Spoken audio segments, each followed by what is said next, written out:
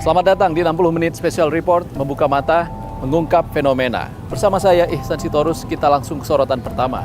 Saudara, motif penembakan siswa SMK di Semarang oleh polisi hingga tewas masih jadi pro dan kontra. Polisi menyebut sang siswa terlibat tawuran. Namun, LBH Semarang mempertanyakan perbedaan keterangan antara kronologi polisi dan saksi di lokasi kejadian. Hari ini menyampaikan aspirasi, menyampaikan suara, tapi nyatanya apa? Suara kami terbungkam, suara kami didiamkan.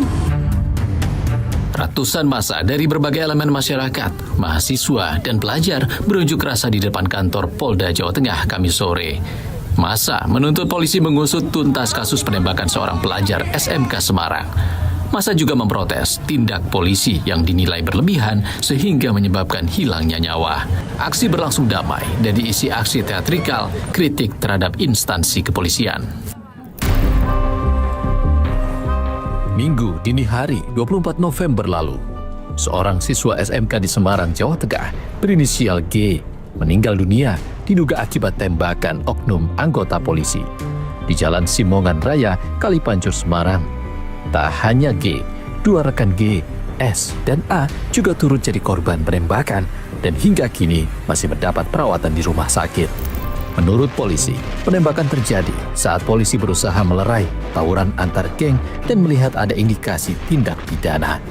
G beserta dua rekannya, S dan A, diduga ikut terlibat tawuran.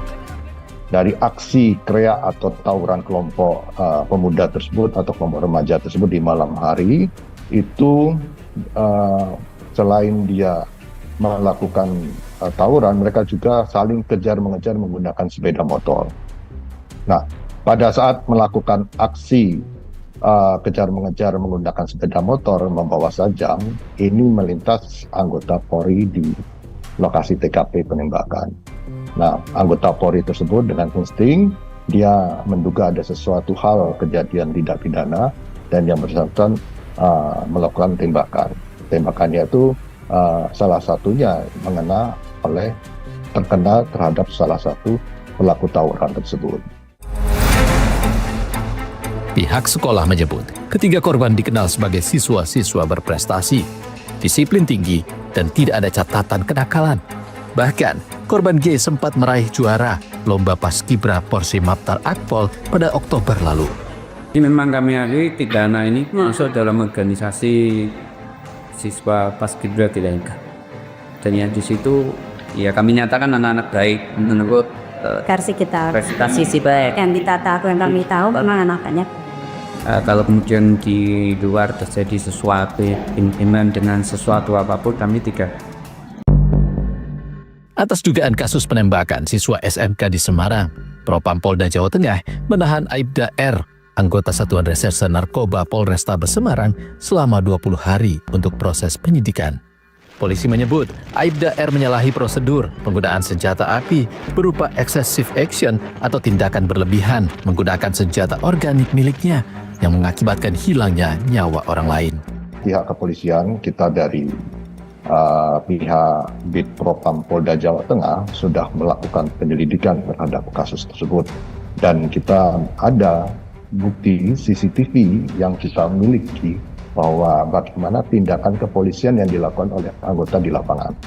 Dan kita simpulkan untuk saat ini sementara dalam penyelidikan Propam adalah tindakan tersebut adalah excessive action, yaitu tindakan berlebihan, di mana yang seharusnya yang bersangkutan tidak perlu mengeluarkan tembakan mengarah kepada pelaku tawuran tersebut, namun diarahkan langsung kepada pelaku tawuran.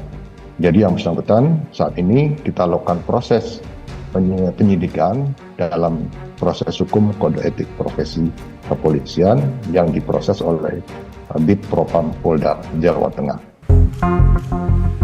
Polisi juga menangkap 4 tersangka pelaku tawuran yang terjadi di Jalan Simongan, Semarang.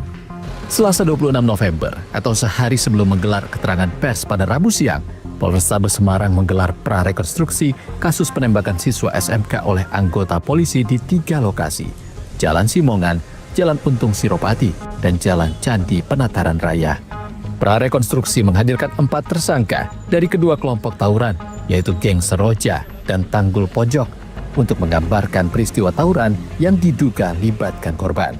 Namun, dalam prarekonstruksi, polisi tidak mereka ulang penembakan yang menewaskan korban dengan alasan masih dalam penyelidikan. LBH Semarang mempertanyakan perbedaan keterangan antara kronologi yang disampaikan polisi dengan saksi di lokasi kejadian yang menimbulkan kejanggalan. Polrestabes Semarang menyebut penembakan terjadi di Jalan Perumahan Paramount Semarang Barat, Minggu dini hari pukul 1 waktu Indonesia Barat. Saat itu terjadi tawuran antara geng Tanggul Pojok yang merupakan kelompok korban dan geng Seroja di lokasi kejadian. Sementara, kesaksian satpam di perumahan tersebut yang enggan disebutkan namanya mengungkap tidak ada tawuran di lokasi kejadian. Polisi juga sempat merilis CCTV yang disebut memperlihatkan situasi kejar-kejaran saat insiden tawuran terjadi. Kejar-kejaran, ya stop. Oke. Kami melihat polisi saat ini sedang melemparkan narasi bahwa korban merupakan anggota atau bahkan terlibat dalam tindakan tawuran, yang mana berdasarkan temuan kami sementara narasi tersebut berkebalikan. Ketika kami melakukan penelusuran, ternyata dugaan adanya tawuran itu sempat dibantah oleh beberapa pihak yang menyatakan di waktu tersebut tidak ada tawuran sama sekali. Sementara, Komisi untuk Orang Hilang dan Korban Tindak Kekerasan Kontras menilai ada pola berulang kerap dilakukan kepolisian dalam menangani kasus kekerasan atau penghilangan nyawa yang melibatkan anggota polisi berupa pengaburan fakta. Ini bukan gaya atau pola yang pertama. Misal terjadi di kasus Afrik di Padang, polanya serupa. Benang merahnya adalah ada semacam upaya dari institusi kepolisian untuk pertama untuk melindungi institusi, kedua untuk melindungi anggotanya. Caranya benar, pertama menuduh jenazah atau mayat melakukan tindak pidana. Itu pola yang kerap kali berulang. Padahal belum tentu yang bersangkutan melakukan tindak pidana.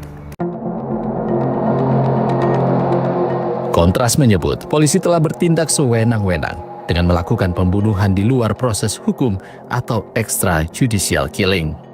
Jelas hal ini merupakan bentuk pelanggaran hak asasi manusia yang serius dan juga pelanggaran atas prinsip-prinsip peradilan yang adil. Semestinya kepolisian, jika memang korban melakukan tindak pidana, ia harus ditangkap dan dihadapkan kepada penyidik untuk segera diperiksa dan diserahkan hasil pemeriksaannya kepada penuntut umum, bukan malah dihilangkan nyawanya sehingga hak-hak atas pemenuhan prinsip peradilan yang adil tidak terpenuhi. Selama periode Juli 2023 hingga Juni 2024, Kontras mencatat ada 35 kasus extrajudicial killing yang diduga dilakukan oleh anggota Polri dengan korban mencapai 37 orang. 32 diantaranya merupakan tersangka tindak pidana, sementara 5 lainnya adalah warga sipil yang tak terlibat aktivitas kriminal. Sementara, laporan YLBHI menyebut sepanjang tahun 2019 hingga 2024 ada sekitar 35 peristiwa penembakan aparat kepolisian dengan jumlah korban tewas 94 orang. Kasusnya beragam, mulai dari konflik kemanusiaan berkepanjangan di Papua, kasus narkotika, oposisi politik, kebijakan, hingga agraria. Selama sepekan terakhir, setidaknya ada 3 kasus penembakan yang melibatkan oknum polisi. Jumat 22 November lalu, Kepala Satuan Reserse Kriminal Polres Solok Selatan, Ajun Komisaris Rianto Ulil Ansar, ditembak oleh Kepala Bagian Operasi Polres Solok Selatan, Sumatera Barat, Ajun Komisaris Dadang Iskandar. Kejadian ini diduga berkaitan dengan praktik backing tambang ilegal yang melibatkan aparat kepolisian. Minggu 24 November, anggota Polres Semarang, Jawa Tengah, menembak mati seorang pelajar sekolah menengah kejuruan negeri Semarang yang diduga terlibat tawuran. Pada hari yang sama, warga Desa Tunggang, Kecamatan Kelapa, Kabupaten Bangka, meninggal akibat tembakan anggota Brimob Polda Bangka Belitung setelah dituduh mencuri buah sawit di area perkebunan perusahaan swasta. Koalisi Masyarakat Sipil untuk Reformasi Kepolisian melalui rilis pers mendesak evaluasi menyeluruh terhadap kepolisian guna memutus mata rantai keberulangan kasus.